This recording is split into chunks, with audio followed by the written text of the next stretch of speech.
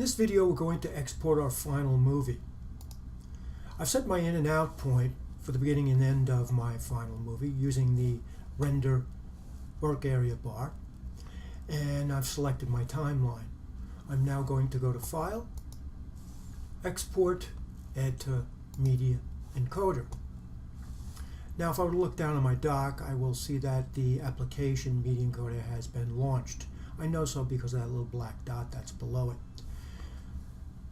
Shortly I will see in the upper right hand corner of the render queue for Media Encoder my file has appeared, Comp1.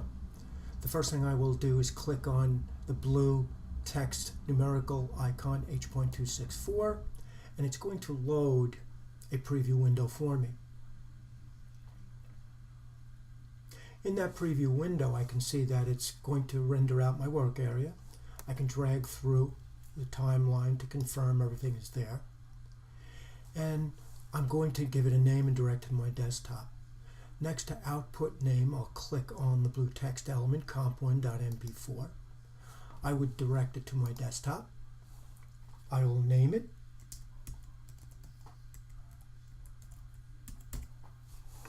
And save it. And on the right hand side now, if I needed to, I could make a number of changes. I could change the size of it. I could change the frame rate.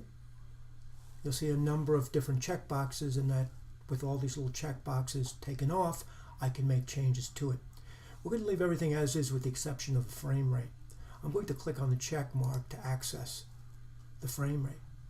I'm going to click on that, and I can see that I could go as low as 10 frames if I wanted to. I'm going to choose 15 frames per second. In this preview window down at the bottom here, you'll see that it gives me an estimated size of what my file will be once it's completed. Had that frame rate been higher, that output size would be bigger. Now that I have the settings I want, and I've named it and directed, I will click OK. And in the upper right hand corner of the render queue for Media Encoder, I will click on the green triangle, and it will render out my movie based on the settings I've chosen.